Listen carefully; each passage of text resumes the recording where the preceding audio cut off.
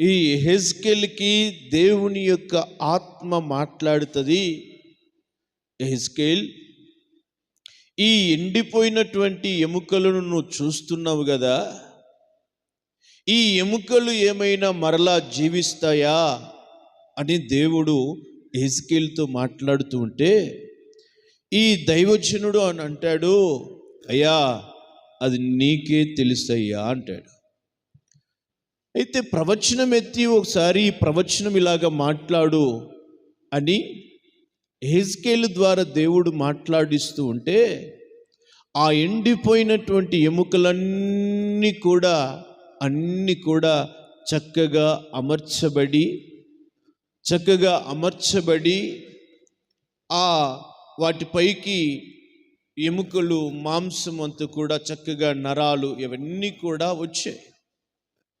ఆ ఎండిపోయిన అనుభవాలలో ఉన్నటువంటి ఆ ఇజ్రాయేలు ప్రజలు మరలా జీవించటం అనేది మనకు ఆ అధ్యాయములో కనబడుతూ ఉంది. ఆ అధ్యాయంలో మరలా ఇజ్రాయేలు ప్రజల యొక్క జీవిత విధానం అంతా కూడా, ఇజ్రాయేలులు చెదిరిపోయిన వారిగా ఉన్నారు, మరలా సమకూర్చబడతారు. సమకూర్చబడినటువంటి ఆ దినాన నేను వారికి ఒక నిబంధనను చేస్తాను. ఆ నిబంధన చేయటమే కాదు, నా సన్నిధి లేక నా మందిరం, నా పరిశుద్ధమైనటువంటి స్థలము నేను వారి మధ్యలో ఉంచుతాను అని ఆయన ప్రవచన రీతిగా వాగ్దానము చేస్తున్నాడు ఇజ్రాయేలు ప్రజలకి. హల్లెలూయా, హల్లెలూయా. ఈ మాట నేను చెప్తుంటే నాకు మాట జ్ఞాపకం వస్తుంది. మధ్యకాలంలో ప్రవక్తలు చాలామంది ప్రవచన రీతిగా చెప్తూ ఉంటున్నారు అక్కడక్కడ. అంతేకాదు బైబిల్ కూడా చాలా స్పష్టంగా ఆ విషయం మాట్లాడుతూ ఉంటుంది. ఏమని అని అంటే, ప్రకటన గ్రంథంలో ఆ మాట ఉంటుంది. ఈ వాక్యానికి దానికి సంబంధం లేదు, కానీ ఒక మాట జ్ఞాపకం చేస్తున్న, ఆ 11 రాజ్యాల గురించి ఆయన మాట్లాడుతూ, ఒక రాజ్యం ఉండేది ఒకప్పుడు, ఇప్పుడు ఆ రాజ్యము లేదు, అది మరలా తిరిగి వస్తుంది, అది మరలా కొట్టబడుతుంది, మరలా మొలుస్తుంది అని ఆ రాజ్యాల గురించి దేవుడు ఒక ప్రవచనాన్ని మాట్లాడాడు. ప్రకటన గ్రంథంలో 8 మంది రాజులు ఉన్నారని, ఇప్పుడు ఆ రాజు లేడని, మరలా తర్వాత వస్తాడని, ఒకప్పుడు ఉన్నాడు అని ఆ మాటలు ఆ అధ్యాయంలో రాయబడి ఉంటాయి ప్రకటన గ్రంథంలో. అయితే ఆ రావాల్సినటువంటి వాడు ఎవరు అని ఆలోచన చేస్తే, ఈ మధ్య కాలంలో ఐరోపా దేశం అనబడినటువంటి ఆ ప్రాంతమంతా కూడా మరలా ఒక సైన్యాన్ని ఏర్పాటు చేసుకుంటున్నారు. ఇది వాక్యం కాదు, మనము హెచ్చరికగా మనకు కావలసినటువంటి మాట. ఇది ఐరోపా దేశమంతా కూడా ఇప్పటి వరకు అమెరికా పైన ఆధారపడి బ్రతుకుతూ వచ్చినటువంటి దేశం అది. అయితే ఇప్పుడు జరుగుతున్నటువంటి పరిస్థితి ఏమైంది అని అంటే, ఐరోపా దేశం కూడా ఇప్పుడు ఒక ప్రత్యేకంగా సైన్యాన్ని ఏర్పాటు చేసుకుంటుంది.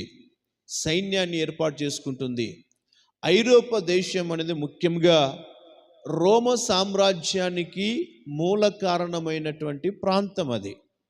రోమ్ సామ్రాజ్యం ఏర్పడటానికి ఐరోపా దేశమే ముఖ్య కారణం. అయితే ఇది ఒకప్పుడు ఉండేది, ఇప్పుడు పడగొట్టబడింది, ఆ రాజ్యమంతా కూలిపోయింది, ఇప్పుడు రోమ్ సామ్రాజ్యం అనేది లేదు. అయితే ఇప్పుడు మరలా తిరిగి ఐరోపా దేశం అనేది తన సొంత ప్రాతినిధ్యం వహించుకోవడానికి ఒక సైన్యాన్ని ఏర్పాటు చేస్తుంది. ఇప్పుడు అమెరికా నుంచి దూరమైంది, మిగతా దేశాల నుంచి దూరమైపోయి ఇప్పుడు సొంతగా సైన్యాన్ని ఏర్పాటు చేసుకుంటుంది. ఇది ప్రవచనాల రీతిగా చాలామంది ప్రవచనాలు చెప్పారు. అంత్యక్రీస్తు అనేటువంటి వాడు ఐరోపా దేశం నుంచి వస్తాడు అన్నటువంటి విషయాలు చెప్పడం జరుగుతూ వచ్చింది. అయితే ఇప్పుడు ఆ దేశం అనేది ఒక ప్రత్యేకంగా ఏర్పాటు అవుతుంది. అంటే ఆల్రెడీ స్వతంత్ర దేశమే, కానీ సైన్యము లేనటువంటి దేశం ఇప్పుడు సైన్యం ఏర్పాటు చేసుకుంటుంది. ఈ దేశము నుంచే అంత్యక్రీస్తు యొక్క పరిపాలన లేక అంత్యక్రీస్తు యొక్క రాకడ అనేది జరుగుతుంది. ప్రకటన గ్రంథములో ఇంతకుముందు ఆ రాజ్యము, ఆ రాజు, ఆ దేశం ఉండేది, కానీ ఇప్పుడు లేదు, అది మరలా ఇప్పుడు వస్తుంది అన్నటువంటి మాటలు రాయబడి ఉంటాయి.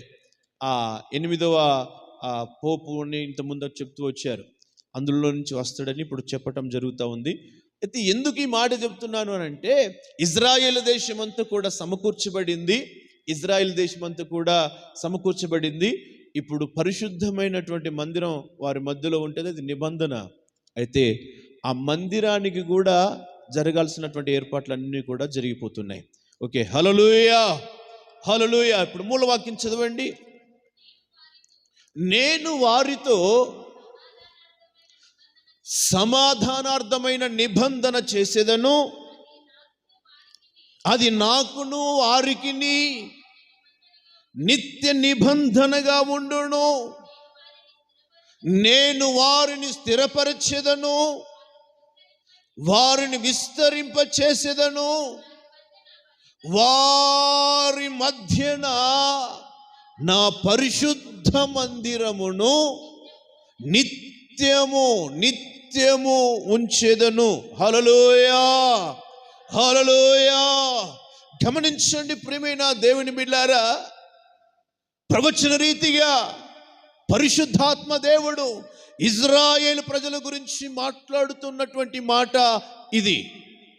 ఏమని ఆయన మాట్లాడుతున్నాడనంటే, నా పరిశుద్ధమైనటువంటి స్థలమును లేక పరిశుద్ధమైన మందిరాన్ని నిత్యము నేను వారి మధ్యలో ఉంచెదను అన్నాడు. ఇది పరిశుద్ధమైనటువంటి మందిరం. ఆ మందిరాన్ని ప్రజల మధ్యలో నేను ఉంచుతాను అని చెప్తూ వచ్చాడు. ప్రియమైన దేవుని బిడ్డలారా, మందిరము యొక్క విధానాన్ని ఆ రోజుల్లో మనం పరిశీలన చేస్తే 3 భాగాలుగా మందిరం ఉన్నది. ప్రత్యక్ష గుడారాన్ని యొక్క విధానం చూస్తే ఆవరణమని, పరిశుద్ధమైన స్థలమని, అతి పరిశుద్ధమైనటువంటి స్థలమని ఆ రోజుల్లో ప్రత్యక్ష గుడారానికి నియమించబడినటువంటి పద్ధతులు. ఈ ఆవరణములో ఉండాల్సినటువంటి వస్తువులు, అలాగనే పరిశుద్ధమైన స్థలములో ఉండాల్సినవి, అతి పరిశుద్ధమైన స్థలములో ఉండాల్సినవి, అవన్నీ వస్తువులు ఉంటేనే అది మందిరముగా పరిగణించబడింది ఆ దినాలలో. అయితే ప్రియమైన దేవుని బిడ్డలారా, ఈ పరిశుద్ధమైనటువంటి మందిరాన్ని ఆయన కొంతకాలం ఉంచుతాను అని చెప్పలేదు, లేదా కొన్ని రోజులు అని చెప్పలేదు, లేదా అవసరాన్ని బట్టి అని చెప్పలేదు. ఆయన ఏం చెప్పాడు అక్కడ అంటే, నా మందిరాన్ని, ఆ పరిశుద్ధమైనటువంటి మందిరాన్ని నేను నిత్యము ఉంచెదను అన్నాడు. హల్లెలూయా. ఇంతకీ పరిశుద్ధమైనటువంటి మందిరం అక్కడ ఉంది. పరిశుద్ధమైనటువంటి మందిరం వారి మధ్యలో ఏర్పాటు చేయటం జరిగింది. పరిశుద్ధమైనటువంటి మందిరములో జరగాల్సినటువంటి పద్ధతులన్నీ కూడా జరుగుతూ ఉన్నాయి.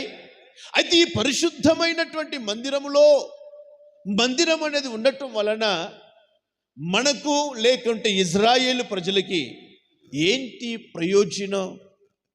నా మందిరం వారి మధ్యలో ఉంచుతానని చెప్పాడు. దేవుని యొక్క పరిశుద్ధమైనటువంటి మందిరం మన మధ్యలో ఉండటం వలన మనకు కలిగే లాభాలేమిటి? ఆయనైతే వాగ్దానము చేశాడు, ఆయనైతే మాట ఇచ్చాడు, ఇజ్రాయేలు ప్రజలందరినీ కూడా నేను సమకూరుస్తాను అని. ఎండిపోయిన అనుభవాలలో ఉన్న వారిని తిరిగి మరలా జీవింపజేస్తాను అని చెప్పాడు. చెదిరిపోయిన వారిని ఒక స్థలములోనికి చేరుస్తానని చెప్పాడు. ఆయన చెప్పినటువంటి ఆ దేవుడే వాగ్దానము చేస్తున్నాడు, నా పరిశుద్ధమైనటువంటి మందిరమును వారి మధ్యలో ఉంచుతాను అన్నాడు. మరి దేవుని యొక్క మందిరం మన మధ్యలో ఉండటం వలన మనకు కలిగే లాభాలు ఏమిటి? మనకు కలిగే ప్రయోజనము ఏమిటి?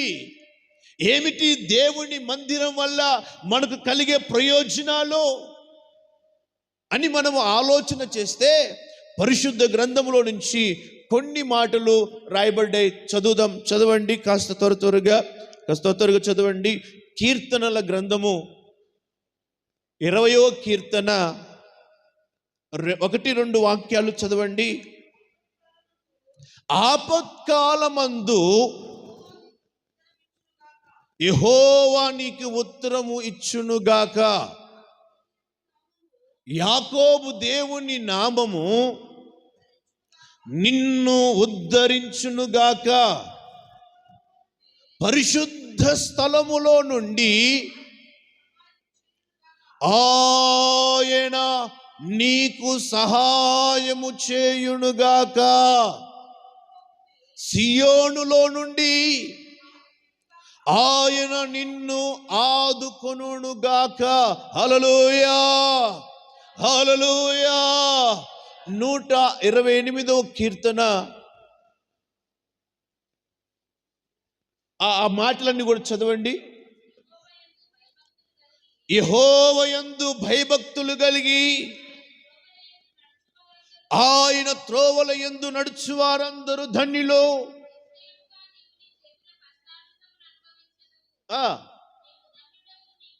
నీవు ధన్యుడవు, నీకు మేలు కలుగును. ఉండును ఉందురు.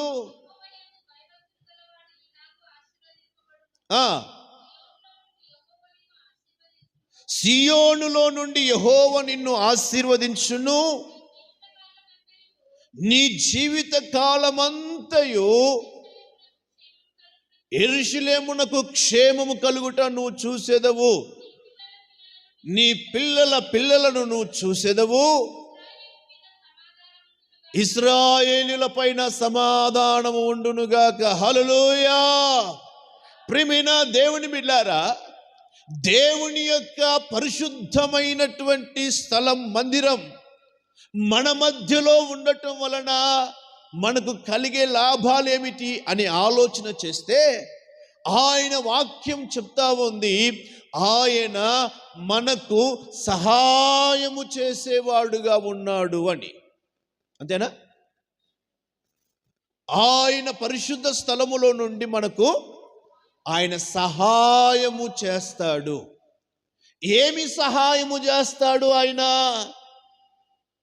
మనుషునికి ఏ ఏ అవసరాలు ఉన్నాయో, మనుషునికి ఏ ఏ అక్కరులు ఉన్నాయో, మనుషుని జీవితంలో ఆ అక్కరులు ఏమిటో, అవసరాలేంటో ఆయన ఎరిగిన దేవుడు గనుక ఆయన సమస్త విషయాలలో నీకు సహాయము చేస్తాడు.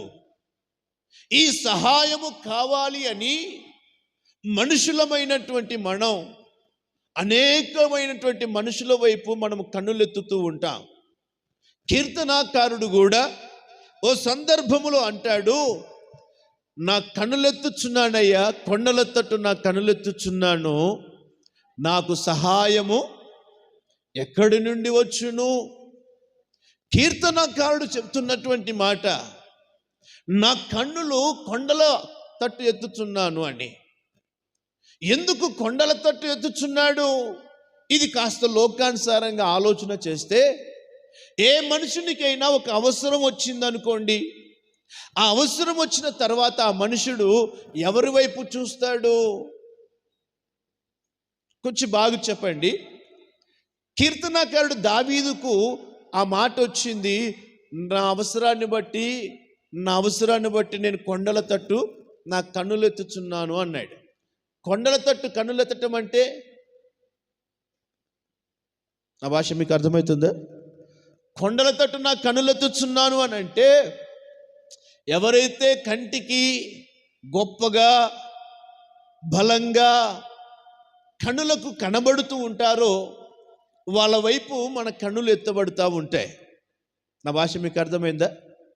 బలముగా గొప్పగా ఎవరైతే ఉంటారో వారి వైపు మన కన్నులు ఎత్తుతూ ఉంటాం. అంటే సహాయము కోసం, మనములో ఉన్నటువంటి కష్టాలలో, మనకున్నటువంటి అవసరాలలో మనములను ఎవరైతే ఆదుకుంటారో, ఎవరైతే సహాయము చేయగలుగుతారో అని ఒక ఆలోచన చేసినప్పుడు మనకు వచ్చేటువంటి ఆలోచనలు ఏమి ఆలోచనలు వస్తాయి?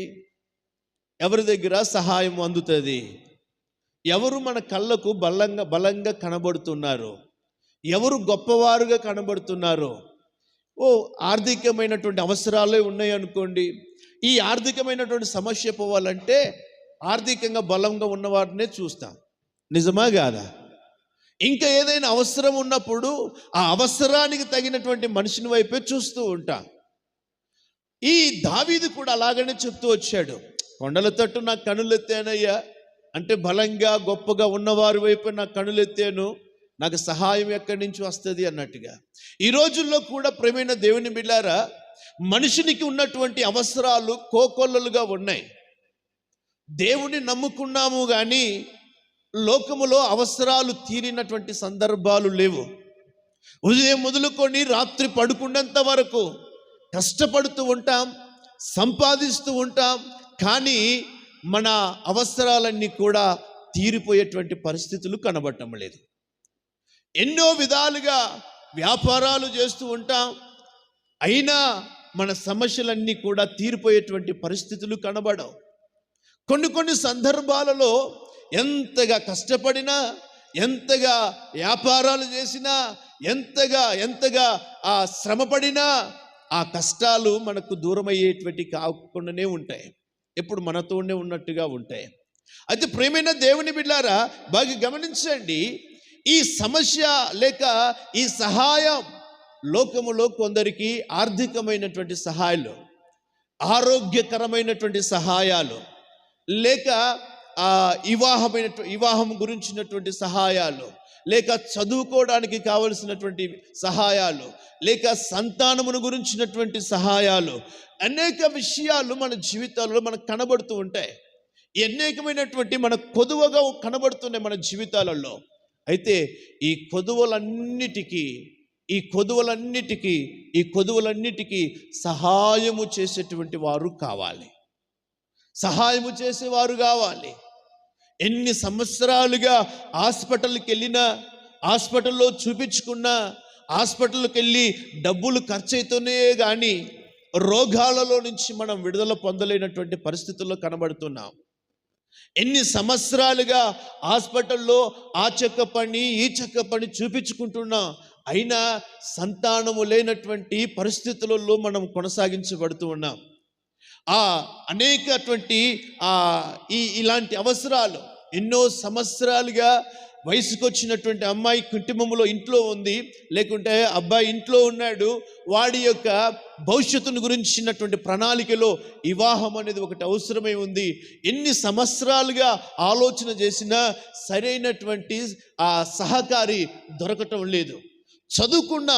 చదువుకున్నటువంటి కారణాన్ని బట్టి ఆ చదువుకు తగినటువంటి జీతం కావాలి కనుక అలాంటి పని ఏదైనా దొరుకుతుందేమో అని ఎదురు చూస్తూ వచ్చాం. కానీ ఏ విధంగా చూసినా, ఎలాగా ప్రవర్తించినా ఆ కష్టాలలో నుంచి లేక ఆ శ్రమలలో నుంచి మన జీవితానికి సహకారం అనేది రావటం లేదు.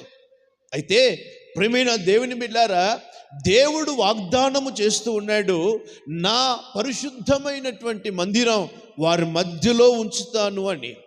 ఆ మందిరం అనేది మన మధ్యలో ఉండటం వలన ఆయన అంటాడు, నేను సహాయము చేస్తాను. హల్లెలూయా, హల్లెలూయా. దేవుని యొక్క మందిరం మన మధ్యలో ఉంచటం వల్ల, ఆ పరిశుద్ధమైనటువంటి మందిరం మన మధ్యలో ఉండటం వలన నీ అవసరత ఏదైనా, నీ సమస్య ఎలాంటిదైనా ఆయన నీకు సహాయము చేసేవాడుగా ఉన్నాడు. హల్లెలూయా, హల్లెలూయా. ఇప్పుడు వరకు అవసరాలు తీరక అలసిపోయావేమో, ఇప్పుడు వరకు మనుషుల వైపు నీ కన్నులెత్తి ఎవరైతే బలంగా ఉన్నారో, గొప్పగా ఉన్నారో వారి గురించి ఆలోచన చేసి నీ అవసరాలు తీరక అలాగనే కృంగిపోయి వేదనతో ఉన్నావేమో. ఇదిగో బాధపడుతున్న నిన్ను చూశాడు దేవుడు, వేదనలో కృంగిపోతున్న నిన్ను దేవుడు గమనిస్తూ ఉన్నాడు. ఈ మధ్యాహ్నం ప్రభు నీతో మాట్లాడుతూ ఉన్నాడు. నువ్వు మనుషుల వైపు చూడటం వల్ల నీ జీవితానికి ప్రయోజనం ఏమీ లేదు. రాజును నమ్ముట కంటే మనుషులను నమ్ముట కంటే యెహోవాను ఆశ్రయించుట మేలు అని వాక్యం చెప్తుంది కదా. కనుక నీవు మనుషుల వైపు చూస్తూ ఇప్పటి వరకు నీ సమస్యకు పరిష్కారం గాక, నీ అవసరాలు తీరక ఆ బాధతోనే అలాగనే నీ జీవితం కొనసాగించబడుతూ ఉందోమో, ఇక నా సమస్యలు తీరవోమో, నా బాధలు దూరం కావోమో, నా కష్టాల జీవితం ఎప్పుడు ఇంతేనా, నా బ్రతుకని నువ్వు బాధపడుతూ ఉన్నావోమో. ఇదిగో ఈ మధ్యాహ్నం ప్రభు నీతో మాట్లాడుతూ ఉన్నాడు. అది ఎలాంటి రోగమైనా కానీ, అది ఎలాంటి సమస్య అయినా కానీ, నీ అవసరత ఎంత పెద్దదైనా కానీ, ఇదిగో ఈ మధ్యాహ్నం ప్రభు నిన్ను చూశాడు. ఈ మధ్యాహ్నం ప్రభు నీతో మాట్లాడుతున్నాడు. నిన్ను వేధిస్తున్న రోగమైనా, ఇబ్బంది పడుతున్న సమస్య ఏదైనా, వాటన్నిటిలో నుంచి నీకు విడుదల ఇవ్వటానికి, ఆయన నీకు సహాయము చేయటానికి ఆత్మరూపిగా ఆయన మన మధ్యలో సంచరిస్తూ ఉన్నాడు. ఈ మధ్యాహ్న కాల సమయంలో ఆయన నీతో మాట్లాడుతూ ఉన్నాడు. ఆయన నిన్ను దర్శిస్తూ ఉన్నాడు. ఆయన నీకు సహాయము చేయటానికే మన మధ్యలో ఆయన సంచరిస్తూ ఉన్నాడు. హల్లెలూయా, హల్లెలూయా. ఓ మాట బైబిల్లో ఒక వ్యక్తి గురించి బాగా రాయబడింది. ఆ దినవృత్తాంతాల గ్రంథములో ఆ దావీదును గురించినటువంటి ఓ మాట చాలా చక్కగా రాయబడి. చదవండి, ఆ 18వ అధ్యాయము 6వ వాక్యం చదవండి.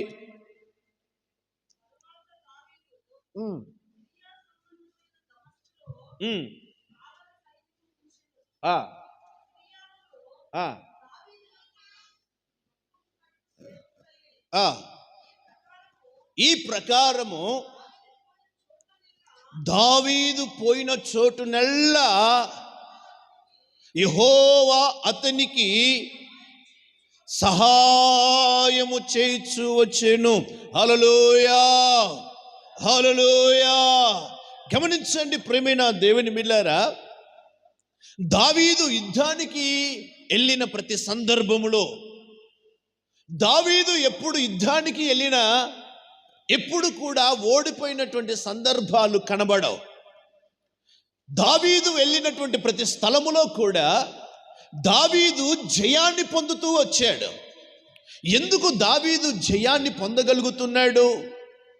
ఎందుకు దేవుని ద్వారా అతడు మేలు పొందుకోగలుగుతున్నాడంటే అక్కడ గురించి రాయబడింది, దేవుని యొక్క పరిశుద్ధమైనటువంటి మందిరం వారి మధ్యలో ఉంది కనుక. ఈ దావీదు గురించి రాయబడింది, అతడు వెళ్ళిన ప్రతి స్థలములో కూడా దేవుడు దావీదుకు సహాయము చేస్తూ వచ్చాడు. అది ఎలాంటి యుద్ధమైనా కానీ, అది ఎంత భయంకరమైనదైనా కానీ, ఎంతమంది రాజులు కలిసి వచ్చినా దావీదు మాత్రం ఒక్కడే ఉండేవాడు. ఆ రాజ్యం ఒక్కటే ఉండేది. మిగతా రాజ్యాలన్నిటినీ కూడా దావీదు జయించినట్టుగా చూస్తున్నాం. దావీదు జయించడానికి కారణం ఏంటంటే దేవుడు చేసినటువంటి సహాయము. హల్లెలూయా, హల్లెలూయా. ప్రియమైన దేవుని బిడ్డలారా, శత్రువులు అనేటువంటి వారు, ఎన్నో రాజులు రాజ్యాలు నీ పైకి లేచి వచ్చినా నువ్వు ఒంటరిగా ఉన్నావని భయపడుతూ ఉన్నావేమో, బాధపడుతూ ఉన్నావేమో. ఈ మధ్యాహ్నం ప్రభునితో మాట్లాడుతున్నాడు. దావీదుకు సహాయము చేసినటువంటి దేవుడు, దావీదుకు మేలు చేసినటువంటి దేవుడు, యుద్ధములో జయాన్నిచ్చినటువంటి దేవుడు ఈ మధ్యాహ్నం నీతో కూడా చెప్తూ ఉన్నాడు. ఆయన నీకు కూడా సహాయము చేయటానికి ఆయన మన మధ్యలో సంచరిస్తూ ఉన్నాడు. నీవు గొప్ప జయాన్ని పొందుకోబోతూ ఉన్నావు. హల్లెలూయా, హల్లెలూయా. కారణం ఏమిటిది అని అంటే దేవుని యొక్క మందిరం మన మధ్యలో ఉంది గనుక. ఆయన పరిశుద్ధమైనటువంటి స్థలం మన మధ్యలో ఉంది గనుక, ఆయన పరిశుద్ధమైనటువంటి మందిరం మన మధ్యలో ఉండటం వలన మనకు కలిగే లాభం ఏమిటి అని అంటే, మనకు ఆయన ద్వారా ఆ పరిశుద్ధమైనటువంటి స్థలములో నుండి, ఆ పరిశుద్ధమైనటువంటి స్థలములో నుండి మనకు సహాయము వస్తుంది దేవుని ద్వారా. హల్లెలూయా. ఆ పరిశుద్ధమైన స్థలములో నుండి మనకు సహాయము చేసేవాడు మన దేవుడు. హల్లెలూయా. రెండో మాట చదవండి. హెజ్కేలు గ్రంథము 47వ అధ్యాయము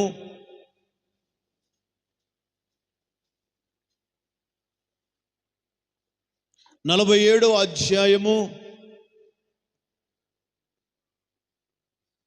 12వ వాక్యం చదవండి.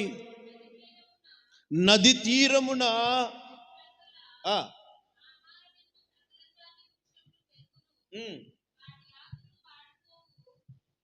వాటి ఆకులు వాడిపోవు, వాటి కాయలు ఎప్పటికీ రాలవు.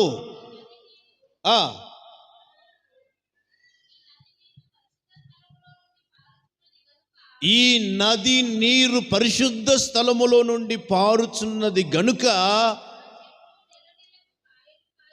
ఆ చెట్లు నెల నెలకు కాయలు కాయును, వాటి పండ్లు ఆహారమునకును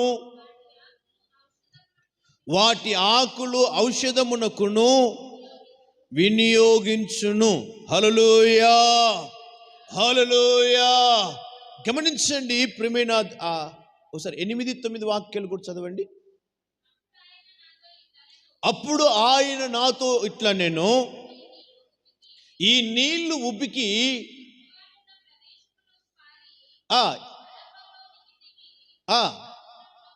సముద్రములో పడును, సముద్రపు నీళ్లు మంచి నీళ్లు అగును,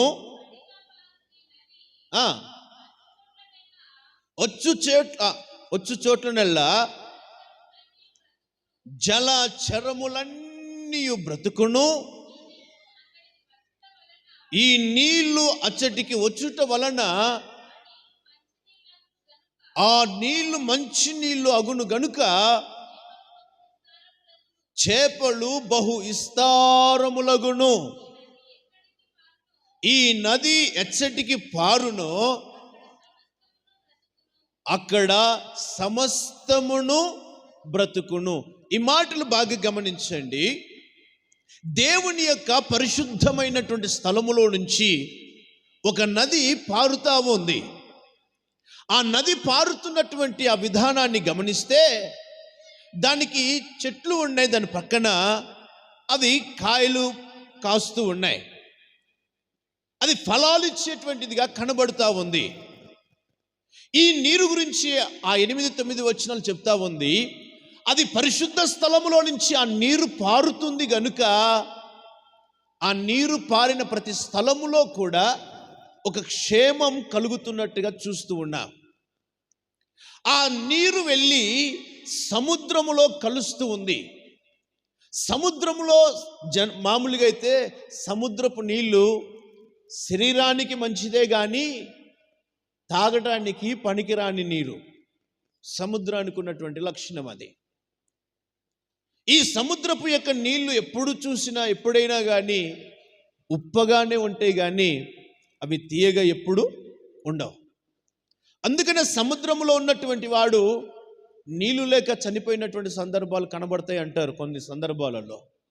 ఎందుకు అని అంటే అవి తాగటానికి పనికిరానటువంటి నీరు. అది చూడటానికి మంచిగా ఉంటుంది, జీవచరాలు బ్రతకడానికి ఉపయోగకరంగా ఉంటుంది, కానీ తాగి మనుషుడు జీవించడానికి ఉపయోగపడినటువంటి నీరు సముద్రపు యొక్క నీరు.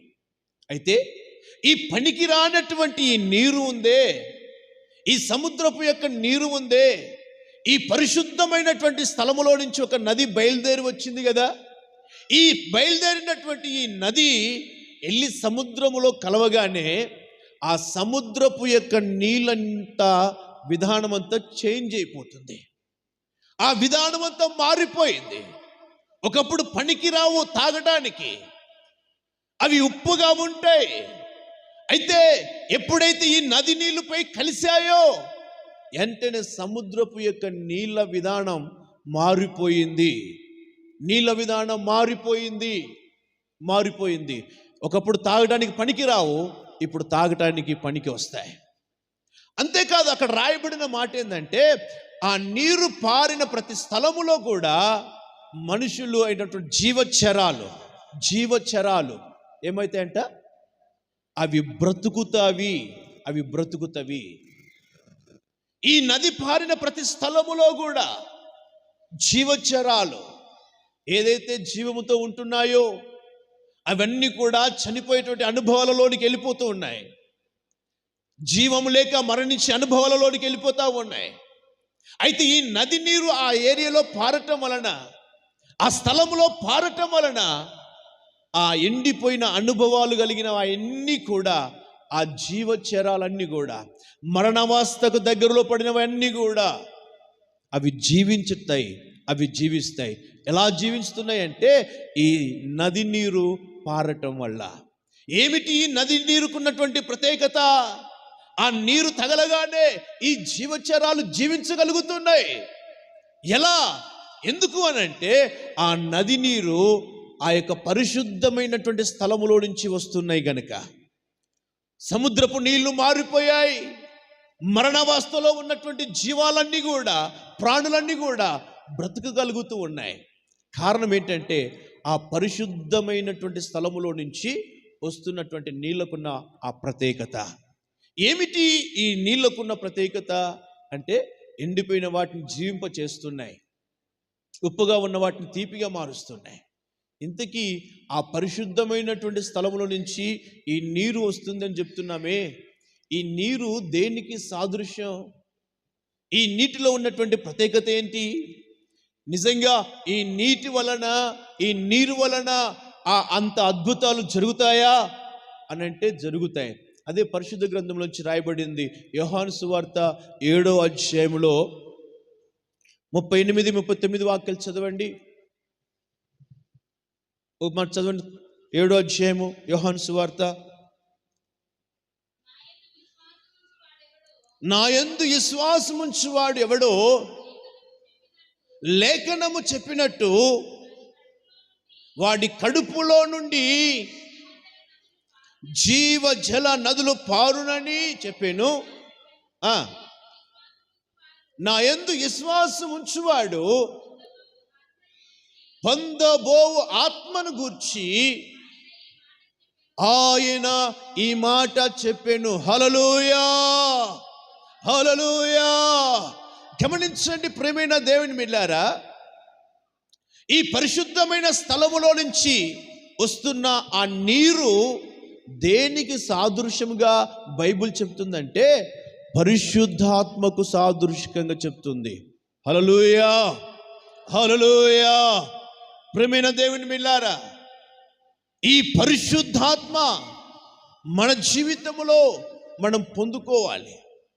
ఈ పరిశుద్ధాత్మ అనేది ఎవరైతే పొందుకుంటారో వారి జీవితాలు శుద్ధి చేయబడుతూ ఉన్నాయి, వారి జీవితాలు మార్చబడుతూ ఉన్నాయి.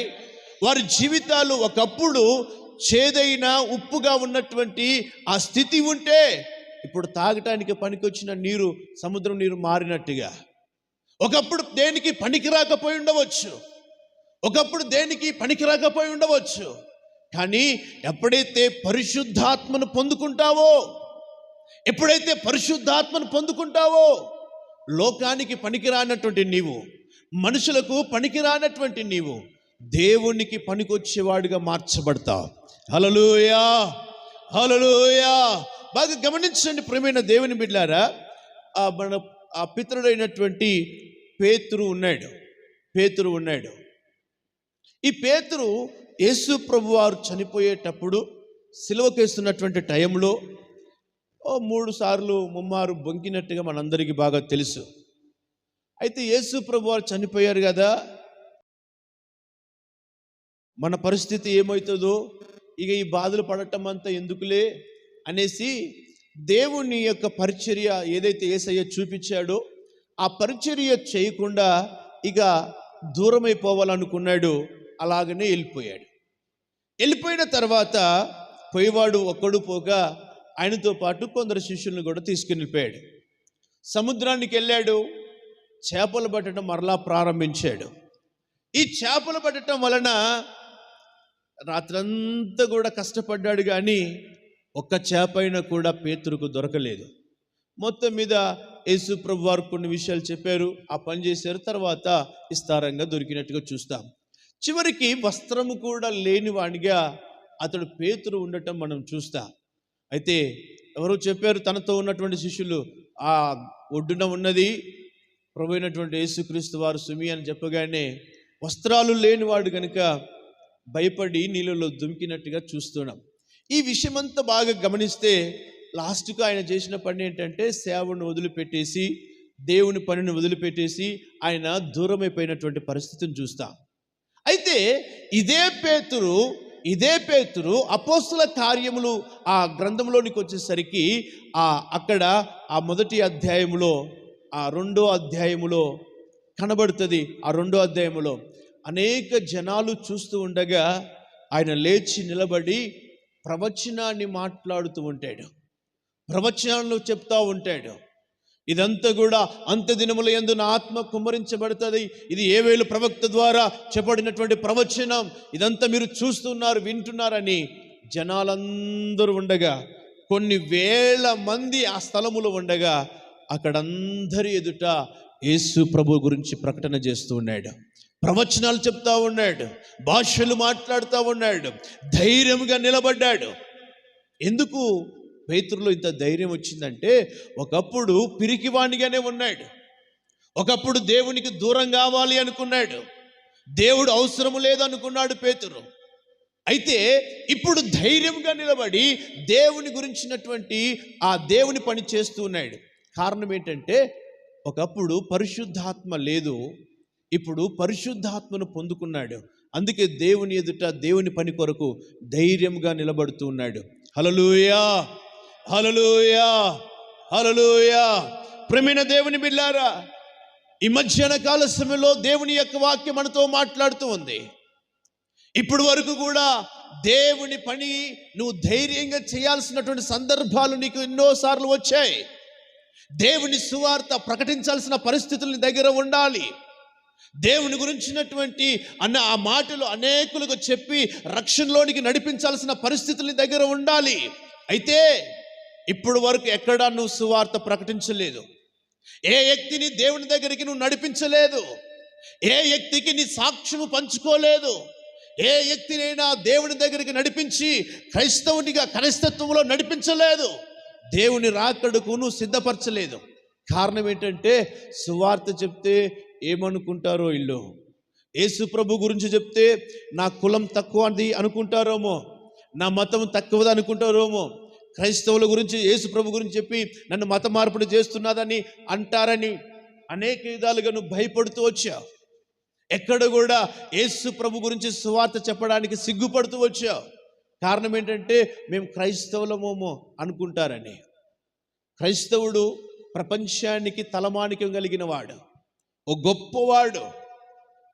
మన ఇండియాలో బ్రాహ్మణ జాతి ఎంత గొప్పదిగా చూస్తామో, క్రైస్తవుని కూడా అలాగనే చూస్తుంది ప్రపంచమంతా కూడా. కానీ నేటి దినాలలో మన ప్రాంతాలలో, మన దేశంలో క్రైస్తవులము అని చెప్పుకోవడానికి చాలామందికి భయం.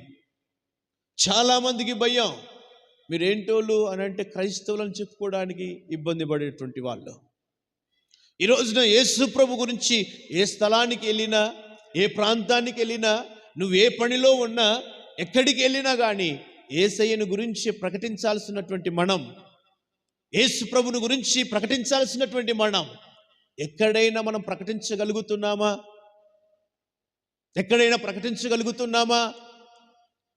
క్రైస్తవులమని చెప్పుకోవడానికి భయపడుతున్న మనం యేసయ్యను గురించి ప్రకటించేంత ధైర్యం ఉందా? ఎందుకు అలాగా ధైర్యం లేదు? నిజంగా పేతురు కూడా అలాంటి బ్రతికినటువంటి సందర్భాలు చూస్తాం. అతడు రక్షణ పొందుకున్నాడు, యేసు ప్రభు వారితో నడిచాడు, యేసు ప్రభు వారు చేసిన అద్భుతాలు చూశాడు, ఆశ్చర్యమైన కార్యాలు చూశాడు, యేసు ప్రభు వారితో కలిసి ఉన్నాడు, తిన్నాడు, అన్ని విధాలుగా యేసు ప్రభుకు చాలా దగ్గరగా ఉన్నాడు. కానీ అన్నీ ఉన్నా అతడు ఒక టైం వచ్చేసరికి ఒక చిన్న పిల్ల మాట్లాడుతుంది, ఇతడు కూడా యేసు ప్రభు దగ్గర ఉన్నవాడే ఇతడు అని అంటే భయపడిపోతా ఉన్నాడు. అమ్మాయి, నువ్వు నన్ను చక్కగా చూడలేదు, నువ్వెవరు అనుకుంటున్నావు అన్నట్టుగా మాట్లాడుతూ వచ్చాడు. తర్వాత సేవ వద్దులన్నీ వదిలిపెట్టేసి వెళ్ళిపోయాడు. కానీ ఎప్పుడైతే మరలా యేసు ప్రభు వారి దగ్గరికి వచ్చి వారు ఉపవాసాలు ఉండి మేడగదిలో ఆరాధన చేస్తూ ఉండగా పరిశుద్ధాత్మను వాళ్ళు పొందుకున్నారో, ఆ పరిశుద్ధాత్మ పొందుకున్న ఆ దినాన వేల మంది ప్రజలు అక్కడ ఉండగా అందరి ఎదుట ధైర్యంగా చెప్తా ఉన్నాడు.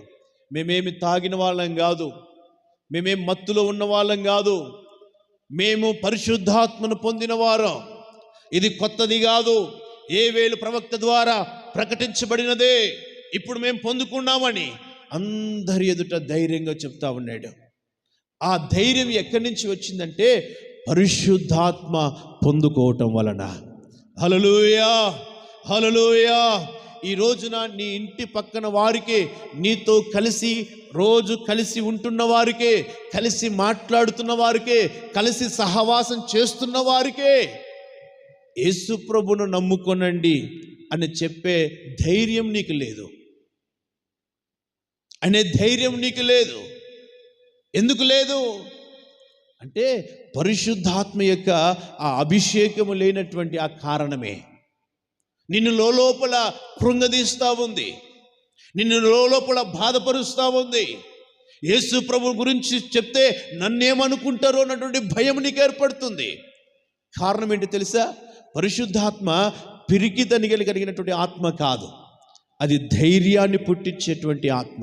హల్లెలూయా. ఆ ధైర్యం కలిగినటువంటి ఆత్మ నీలో ఉంటే, నువ్వు పొందుకుంటే అనేకులకు సత్య సువార్తను ప్రకటించగలుగుతావు, దేవుని దగ్గరికి అనేకులను నడిపించగలుగుతావు, ప్రభు రాకడికి అనేకులను సిద్ధపరుస్తావు. ఈ రోజున ఈ పని మనం చేయలేకపోతున్నామనంటే మనము పరిశుద్ధాత్మ పొందుకున్న వాళ్ళము కాదు. పరిశుద్ధాత్మ అనేది భయపడేది కాదు, పరిశుద్ధాత్మ ధైర్యాన్ని ఇచ్చేది, పరిశుద్ధాత్మ బలాన్ని ఇచ్చేది, శక్తితో నిలబెట్టేది. ఆ స్థితి మన దగ్గర లేదు అని అంటే పరిశుద్ధాత్మ మనం ఇంకా పొందుకోలేదు. పరిశుద్ధాత్మ లేకుండా ఏ ఒక్కరు కూడా సంపూర్ణులు కాలేరు.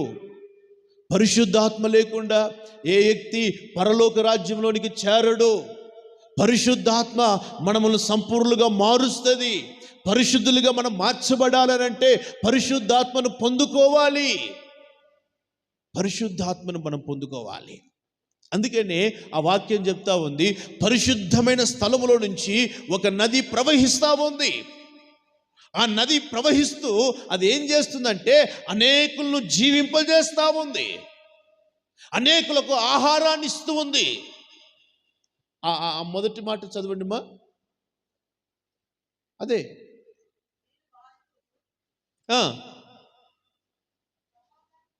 47:12, 47 యేసుకేలు 47:12. ఇరు ప్రక్కల ఆహారమిచ్చు సకల జాతి వృక్ష ఫలములు పెరుగును, వాటి ఆకులు వాడిపోవు, వాటి కాయలు ఎప్పుడు కూడా రాలవు. ఇది ఫలాలు ఇచ్చేటువంటి ఒక జాతి లేదు, అందులో సకల జాతి ఉంది. అన్ని రకాల చెట్లు ఉన్నాయి, ఉన్నతమైనటువంటిది కలదు, లేమి కలిగినది కలదు, అన్ని రకాల చెట్లు ఉన్నాయి. ఆ చెట్లలో రకాలు ఉన్నాయి, తేడాలు ఉన్నాయి, కానీ ఫలాలు ఇచ్చే విషయంలో మాత్రం ఏ చెట్టు తగ్గటం లేదు. అవునా? అన్ని రకాల జాతుల చెట్లు ఉన్నాయి, అన్ని జాతుల చెట్లు ఉన్నాయి, కానీ ఏ జాతి చెట్టు అయినా వాటి స్థితిని బట్టి అవి ఉండిండవచ్చు, కానీ ఫలాలు ఇచ్చే విషయంలో మాత్రం అవి తగ్గలేదు. ప్రతి జాతి ఆ జాతికి తగిన ఫలాలు ఇస్తూనే ఉన్నాయి, ఫలాలు ఇవ్వటం అవి మానలేదు. వాటి చెట్లు ఆకులు ఔషధానికి అనగా రోగ నివారణకు ఉపయోగపడే విధంగా వాటి ఆకులు ఉన్నాయి. కానీ ఈ రోజున నువ్వేమనుకుంటావంటే నీ స్థితిని నువ్వే చూసుకొని, నీ పరిస్థితిని నువ్వే ఆలోచించుకొని, నేను దేనికి పనికిరానులే, నా వల్ల ఏమవుతుందిలే, ఇట్లాగ నేను చేయగలనా, అది సాధ్యమేనా, నా వల్ల కాదు అని చాలా సందర్భాలలో నిన్ను నీవే తక్కువ చేసుకున్నట్టు, నీ ఆత్మీయ స్థితిని నువ్వే దిగజార్చుకుంటున్నటువంటి పరిస్థితులు చాలా సందర్భాలలో కనబడతాయి. అయ్యో నా వల్ల కాదయ్యా, అయ్యో నేను ఆ పని చేయలేను, నేను ఇలాగ ఉండలేను, అలాగ నేను ప్రవర్తించలేను అన్నట్టుగా నిన్ను నీవే నీ స్థితిని బట్టి తక్కువ చేసుకుంటా అణిసివేసుకుంటా. ప్రియమైన దేవుని బిడ్డలారా, ఆ నదీ తీరమున సకల జాతి చెట్లు ఉన్నాయి. ఒక జాతి అయినటువంటిది కాదు అది, అన్ని రకాల జాతులు ఉన్నాయి ఆ చెట్లలో. అక్కడ ఆ నది తీరమున ఆ చెట్లన్నిటినీ, ఏ జాతి చెట్టును చూసినా, ఏ చెట్టు దగ్గరికి వెళ్ళి చూసినా ఆ చెట్టు ఖచ్చితంగా ఫలాలు ఇస్తూనే ఉంది. ఫలాలు లేని చెట్టు, ఆ జాతి అనేది అక్కడ ఏమీ లేదు. అన్ని చెట్లు కూడా ఫలాలు ఇస్తూనే ఉన్నాయి. అవి ఫలాలు ఇవ్వడానికి కారణం ఏంటంటే ఆ నది తీరము ఎంబటి అవి నాటబడినాయి కనుక. అనగా పరిశుద్ధాత్మలో ఎవరైతే నింపబడి ఉంటారో, పరిశుద్ధాత్మ ద్వారా ఎవరైతే నడిపించబడుతూ ఉంటారో వారు ఫలాలు ఫలించేవారుగా ఉంటారు, ఫలాలు ఫలిస్తారు. ఈ రోజున ప్రియమైన దేవుని బిడ్డ, ఒకసారి నువ్వు ఆలోచన చేయి. నిజంగా నీవు ప్రభును నమ్మినటువంటి దినాన్ని బట్టి నువ్వు ఆలోచన చేయి. నువ్వు పెరుగుతున్నటువంటి ఆత్మీయ స్థితిని బట్టి నువ్వు ఒకసారి ఆలోచన చేయి. నీ దగ్గర ఉండాల్సినటువంటి ఆ ఫలాలు ఉన్నాయా? పరమగీతములో అనంటే ఒక వాక్యం రాయబడి ఉంటుంది. ఏమనంటే, నీ ప్రియుడు ఎక్కడికి వెళ్ళినాడు అనంటే, అతడు ఎక్కడికి వెళ్తాడు? ఆ ఉద్యానవనములోనికి వెళ్ళింటాడు. ఉద్యానవనములోనికి ఎందుకు వెళ్ళాడు అనంటే, అక్కడ ఫలాలు ఏరుకోవడానికి వెళ్ళాడు ఆయన. ఆ మాట చదవండి, ఒకవేళ తీసుంటే త్వరగా.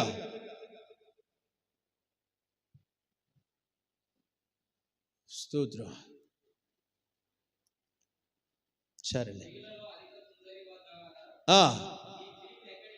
నీ ప్రియుడు ఎక్కడికి పోయాను?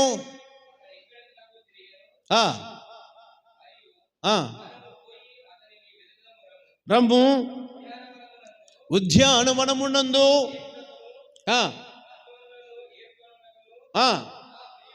నా ప్రియుడు ఉద్యానవనమునకు పోయాడు. ఆయన ఎక్కడికి వెళ్ళాడు? ప్రభు అయినటువంటి యేసుక్రీస్తు వారు ఆయన ఉద్యానవనములోనికి వెళ్ళాడు. ఉద్యానవనములోనికి అనగా ఆయన మందిరములోనికి వెళ్ళాడు.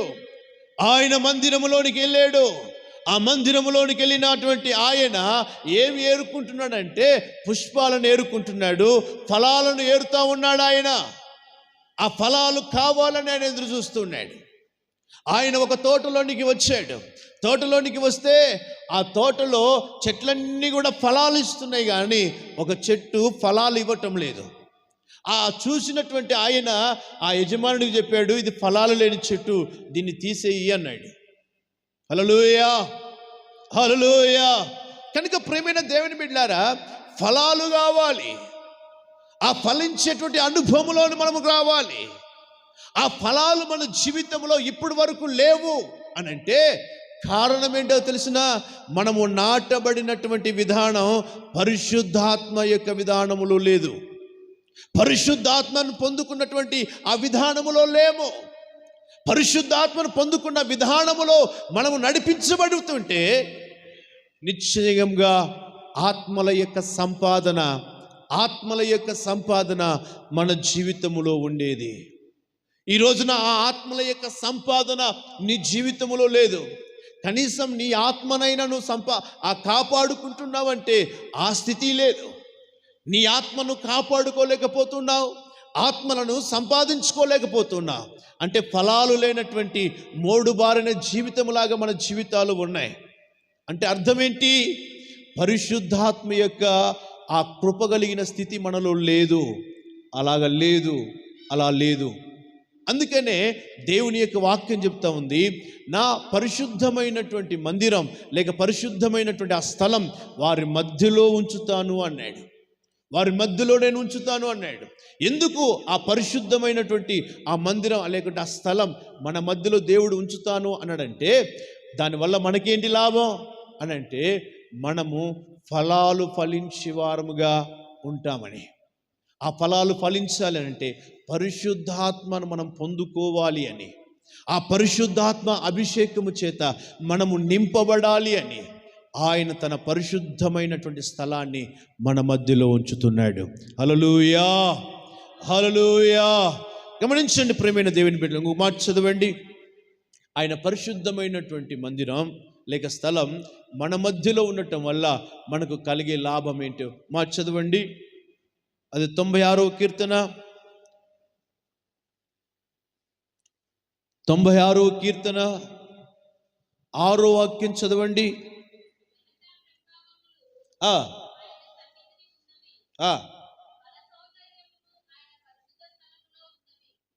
మళ్ళా చదువుమా. ఘనత ప్రభావములు ఆయన సన్నిధిలో ఉన్నవి, బలము సౌందర్యమును ఆయన పరిశుద్ధమైన స్థలములో ఉన్నవి. హల్లెలూయా. బలము సౌందర్యము ఆయన పరిశుద్ధమైన స్థలములో ఉన్నవి. దానియేలు గ్రంథం 1వ అధ్యాయములో రాయబడి ఉంటాయి. 3-4 వచనాలు, 2-3 వచనాలు ఉంటాయి. ఒకసారి చూడండి. పిలిపించి అతనికి ఇలాగూ ఆజ్ఞాపించెను, ఇశ్రాయేలుల యొక్క రాజవంశములో ముఖ్యులు అయి లోపము లేని సౌందర్యమును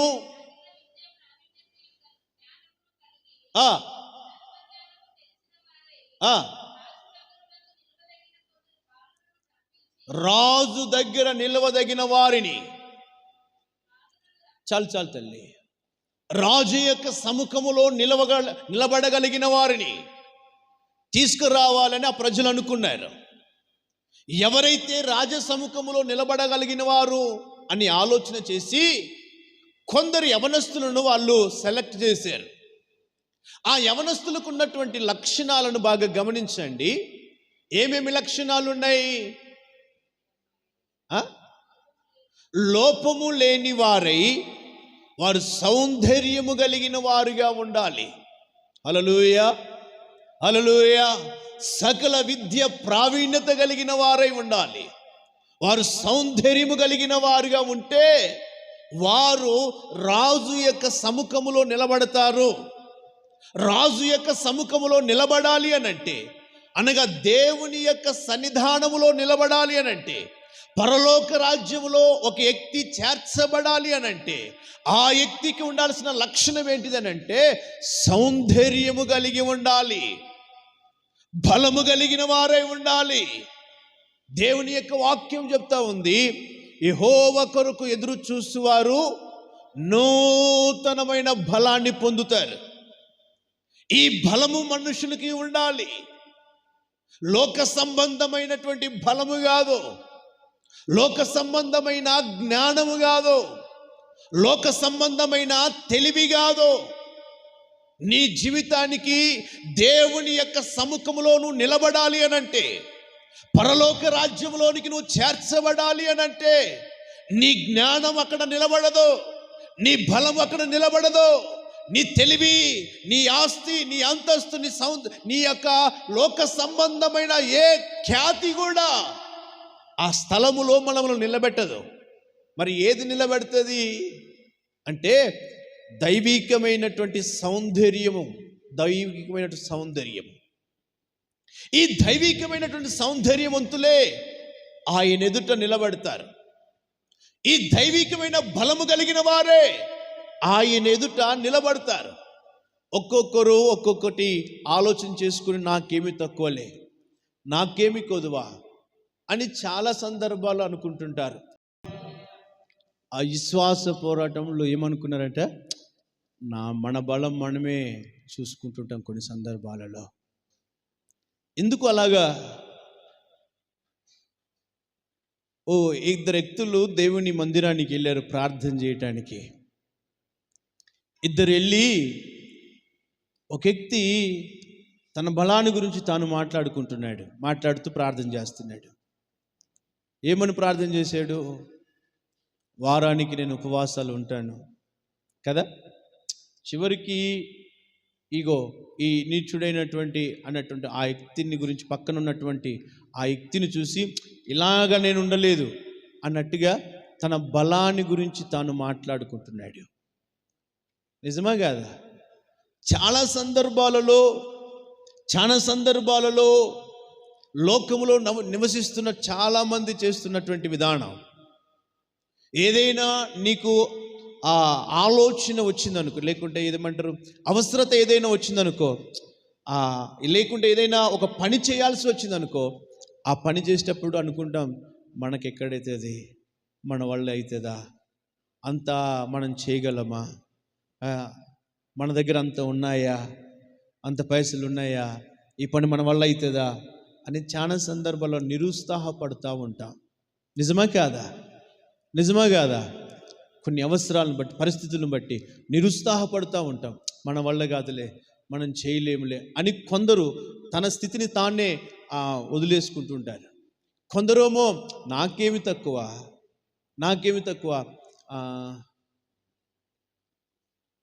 ప్రకటన గ్రంథం 2వ అధ్యాయంలో అనుకుంటాను ఒక మాట ఉంటుంది.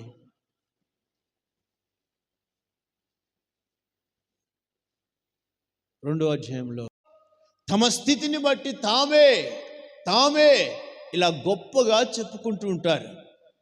ఈ గొప్పతనము లేక ఈ ధనము, ఈ ధనవృద్ధి, ఈ గొప్ప పేరు, ఇవేవి కూడా ఒక మనిషిని పరలోక రాజ్యంలో నిలబెట్టదు.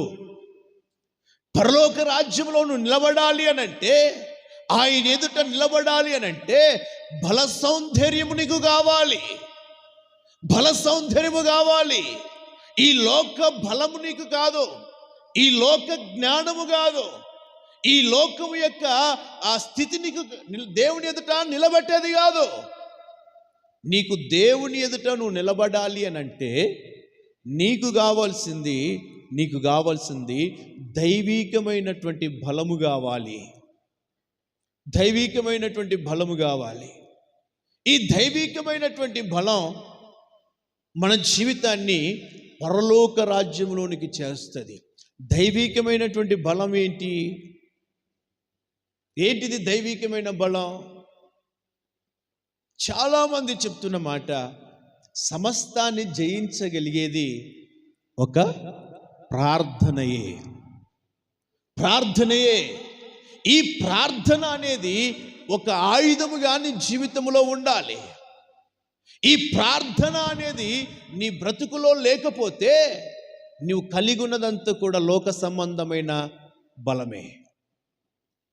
ఈ ప్రార్థన లేని జీవితం, ఈ ప్రార్థన లేనటువంటి నీ బ్రతుకు, నీకు ఏ జ్ఞానం ఉన్నా, నీకెంత బలము ఉన్నా, అది ఏదైనా కానీ అది లోక సంబంధమైనదే కానీ అది పరసంబంధమైనది కాదు. దేనికైనా నువ్వు ఆలోచన చేయగలవు, ప్రార్థనలో కూర్చోడానికి నీ వల్ల కాదు, ప్రార్థన చేయడానికి నీ వల్ల కాదు, ప్రార్థనతో ఏకీభవించలేవు. ప్రార్థన జీవితం లేకుండా నీవు గడుపుతున్నావు అని అంటే నీకున్న నీ జ్ఞానం, నీకున్న నీ బలం ఏంటో తెలుసా? అది లోక సంబంధమైనది. ఈ లోక సంబంధమైన బలం నిన్ను పరలోక రాజ్యంలోనికి చేర్చదు. నువ్వు పరలోక రాజ్యంలోనికి చేర్చబడాలి అని అంటే దేవుని యొక్క రాకడ గురించినటువంటి ఆ నిరీక్షణ కావాలి. ఆయన రాకడకు నువ్వు కనిపెట్టే అనుభవం కావాలి, ఎదురు చూసే అనుభవం రావాలి, సిద్ధపడే అనుభవం రావాలి, నిన్ను నువ్వు సిద్ధపరచుకునే అనుభవంలోనికి రావాలి. ఈ స్థితి మనలో లేకపోతే దేవుని రాకడలో, ఆయన రాజ్యంలోనికి మనం చేరలేము. హల్లెలూయా. ఆయన సన్నిధిలో బల సౌందర్యములు ఉన్నవి. ఆయన సన్నిధి ఆ సందర్భంలో బైబిల్ చెప్తుంది, నా మందిరము సమస్త జనులకు ఏముండాలా? ప్రార్థనా మందిరము అని అన్నాడు. నువ్వు దేవునికి ఒక ఆలయమై ఉన్నావు అని బైబిల్ చెప్పింది. ఆత్మ సంబంధంగా నువ్వు దేవునికి ఒక ఆలయమై ఉన్నప్పుడు ఆలయమై ఉన్నటువంటి నీ జీవితంలో ప్రార్థన అనేది ఉందా? ఈ ప్రార్థన అనేది నీ జీవితంలో లేకపోతే నువ్వు ఆత్మీయంగా బలము కలిగి ఉన్నట్టా? ఒకసారి ఆలోచన చేయి. చాలామందికి ఈ ప్రార్థన పైన ఆసక్తి ఉండదు. ప్రార్థన అంటే పురుగులు బారాడినట్టుగా ఉంటుంది. కొందరు సోమవారులు అయితే ఉంటారు, వాళ్ళకు లోక జ్ఞానం అంతా తెలుసు కానీ దేవుడి జ్ఞానం అస్సలు తెలియదు. పొద్దాగా పడుకుంటారు, 8 గంటలకు లేస్తారు. వీళ్ళని ఎప్పటికైనా చూడండి, అది దెయ్యాల జ్ఞానమే కానీ దైవికమైన జ్ఞానం ఉన్నట్టు కాదు. వారిని ఎవరైనా గమనించి చూడండి, ప్రార్థనకు ఆసక్తి చూపించలేదు, ఇష్టపూర్వకంగా ప్రార్థనకు ఉదయాన్నే లేచి ప్రార్థన చేయలేదు అని అంటే వారికి ఉన్న జ్ఞానం అంతా దెయ్యాల జ్ఞానమే.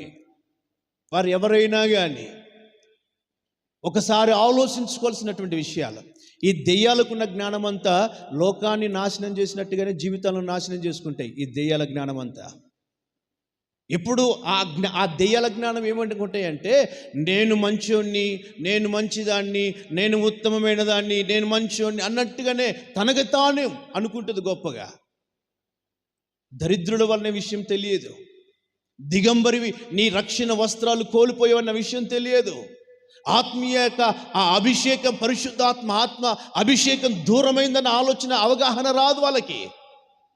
మేము మంచోళ్ళం, మీ ఇతరులు మాత్రం చెడ్డోళ్ళం. ఈ జ్ఞానం ఉంది చూసారా, అది దెయ్యాల జ్ఞానం. ఈ దెయ్యాల జ్ఞానం ఉన్న వాళ్ళకి దైవికమైన జ్ఞానం ఎప్పటికీ రాదు. జీవితంలో మారకపోతే, జీవితంలో మార్పు రాకపోతే ఆయన ఎదుట మనము నిలబడటం కష్టం. ఆయన ఎదుట మనము నిలబడాలి అని అంటే ఆయన సన్నిధిలో నుంచి ఏమొస్తాయంటే ఆయన సన్నిధిలో నుంచి, ఆయన పరిశుద్ధ స్థలంలో నుంచి ఏమొస్తాయి? ఆయన బల సౌందర్యములు ఆయన పరిశుద్ధమైన స్థలములో ఉన్నాయి. బలము అని అంటే ప్రార్థనా జీవితము కలిగినటువంటి స్థితి. అది మనం పొందుకోవాలి, ఆ బలాన్ని మనం పొందుకోవాలి. సౌందర్యం అక్కడే దానియేలు గ్రంథంలోనే రాయబడింది. కొందరు సౌందర్యంగా అందంగా కనబడాలి అని ఆహార అలవాట్లు చాలా పద్ధతిగా పాటిస్తారు. చాలామందిని గమనించి చూడండి, ఆహారంతో చక్కగా అందంగా కనబడాలని కొందరు డైటింగ్ చేస్తారు, కొందరు ఆహార పదార్థాల విషయంలో చాలా జాగ్రత్తలు తీసుకుంటుంటారు, కొందరు అలంకరించుకుంటూ ఉంటారు. ఎందుకనంటే సౌందర్యంగా అందంగా కనబడాలి అని. ప్రియమైన దేవుని బిడ్డారా, ఆహారాన్ని బట్టి నీ చర్మం అందంగా కనబడుతుందో నాకు తెలియదు కానీ దేవునికి నువ్వు కనబడాలి అని అంటే, నువ్వు దేవునికి కనబడాలంటే ఈ ఆహారం వల్ల వచ్చే సౌందర్యం కాదు దేవునికి కావాల్సింది. నువ్వు సౌందర్యంగా కనబడాలి అని అంటే నీ ఆత్మీయ గుణగణాలను బట్టి సౌందర్యంగా కనబడాలి. నీకున్నటువంటి ఆ సుబుద్ధిని ఆధారము చేసుకోవాలి. ఈ సుబుద్ధిని ఆధారం చేసుకున్న వాళ్ళు లోకానుసారంగా వెళ్ళిపోతున్నారు. దైవికమైనటువంటి ఆ గుణాలు, ప్రార్థన, దైవ సన్నిధికి వెళ్ళేటువంటి లక్షణం, పరిశుద్ధాత్మను పొందుకోవటం, మారు మనసుకు తగిన ఫలాలు ఫలించటం, ఆత్మ ఫలాలు ఫలించేటువంటి అనుభవం, ఈ లక్షణాలు ఉంటే వారు సౌందర్యంగా ఉంటారు. సౌందర్యంగా బైబిల్ చెప్తుంది, గుణవతి అనేటువంటి భార్య వాళ్ళు దొరుకుట బహు అరుదు అని. లోబడేటువంటి విధానము, ఇవన్నీ కూడా మాటకు లోబడేటువంటి వారిని దైవికమైనటువంటి గుణం కలిగిన వారు అని అంటారు. ఆ లోబడినటువంటి, నీకు వాక్యం బాగా తెలుసు, ప్రార్థన బాగా చేస్తావు, చెప్పిన మాట మాత్రం వినవు అంటే అర్థం ఏంది? నీకు లోబడేటువంటి మనసు లేదు అని అంటే నీకు సుబుద్ధి ఉన్నట్టు అని అర్థమా? అంటే మంచి జ్ఞానం ఉన్నట్టు అర్థమా? సత్క్రియలు నీ దగ్గర ఉన్నట్టు అర్థమా? సత్క్రియలు కలిగి ఉంటేనే కదా నువ్వు గుణవతి అయినటువంటి వాళ్ళు అయ్యేది. బైబిల్ చెప్తున్న మాట అదే కదా. చెప్పిన మాట విని లోబడితే అది సత్క్రియ అంటారు. ఆ సత్క్రియలు లేవంటే నువ్వు లోబడవు. మరి సౌందర్యంగా కనబడాలంటే మనం కనబడగలమా? దేవుని దృష్టికి అందంగా మనం కనబడగలమా? దానియేలుకు ఆహారాన్ని ఇచ్చారు. రాజులు తినేటువంటి ఆహారం పెడుతున్నారు. రాజులు తాగేటువంటి ద్రాక్షరసం ఇస్తున్నారు. శ్రేష్టమైన బలమైన ఆహారాన్ని ఇస్తున్నారు. ఆ బలమైన ఆహారం ఇస్తున్నారు. కానీ దానియేలు అంటాడు, అయ్యా ఈ ఆహారం వలన నేను అపవిత్రుడిగా మార్చబడాలనుకోవటం లేదు. నాకు ఈ ఆహారం వలన నేను అపవిత్రుడు కావద్దు. నా ఆహార అలవాట్లు వేరు అని కొన్ని పద్ధతులు మార్చుకున్నాడు ఆయన. ఆ 10 రోజుల తర్వాత చూస్తే వాళ్ళు నియమించినటువంటి ఆహార అలవాట్లు కలిగి తిని తాగిన వాళ్ళు ఎలాగ ఉన్నారో వాళ్ళకంటే కూడా వీరు చాలా సౌందర్యవంతులుగా కనబడ్డారంట. వీళ్ళు ఉందమ్మా మాట 10 దినములైన పిమ్మట వారి ముఖములు రాజు భోజనము వారందరి ముఖముల కంటే సౌందర్యముగాను కలగనా స్తోత్రం హల్లెలూయా. దానియేలు జీవితంలో అలా కనబడింది. ఆ సౌందర్యము కనబడిన కారణాన్ని బట్టే రాజు యొక్క సముఖములో దానియేలు వారి గుంపు అలా నిలబడగలిగింది. రానున్న దినాల్లో యేసయ్య రాబోతూ ఉన్నాడు. ఆ యేసయ్య వచ్చే ఆ దినాన ఆయన సముఖములో మనము కూడా నిలబడాలి. అంటే ఆ సౌందర్యం మనకు కావాలి. దేనివల్ల మనం అపవిత్రపరచుకోకూడదు. అప్పుడే ఆయన ఎదుట మనం నిలబడగలుగుతాం. నిజంగా గత 2024 సంవత్సరాల క్రితం యేసుక్రీస్తు వారి లోకానికి వచ్చారు. నీ కోసం, నా కోసం, మనందరి కోసం ఆయన ప్రాణాన్ని బలిగా అర్పించాడు. సొగసైనను స్వరూపమైన ఆయనకి లేదు. మరి ఆయన బహు సౌందర్యవంతుడు కదా. మరి ఎక్కడికి పోయింది ఆయన సొగసు, ఆయన సౌందర్యం? అంటే ఆయన సొగసు సౌందర్యం అంతా కూడా నీకు, నాకు, మనందరికీ ఆయన ఇచ్చేశాడు. ఆయన రక్తము చేత ఎవరైతే కడగబడతారో, ఆయన ఆత్మ చేత ఎవరైతే నడిపించబడతారో వారందరూ కూడా సౌందర్యవంతులుగా మార్చబడ్డారు. వారే ప్రభు రాకడికి సిద్ధపడుతున్నారు. ప్రభు రాజ్యంలో చేర్చబడతారు. నిజంగా ప్రియమైన దేవుని బిడ్డారా, దేవుని యొక్క పరిశుద్ధమైనటువంటి స్థలం మన మధ్యలో ఉంది. మన మధ్యలో దేవుని పరిశుద్ధమైనటువంటి మందిరం, ఆ స్థలం ఉండటం వల్ల మనకు వచ్చే లాభం ఏంటంటే దేవుని ద్వారా మనకు సహాయము కలుగుతుంది. 2, ఆయన ఆత్మ అభిషేకము ద్వారా మనము ఫలించే వారముగా మార్చబడతాము. 3 బహు సౌందర్యం బల సౌందర్యము కలిగిన వారమై ఆయన రాజ్యములోనికి మనము చేర్చబడతాము. ఈ లక్షణాలు మన జీవితంలో ఉండాలి. అప్పుడే మనము దేవుని యొక్క రాజ్యంలోనికి చేర్చబడగలుగుతాం. ఆ కృప మనమందరం కూడా పొందుకుందుముగాక. దిస్ ఇస్ మోకరించి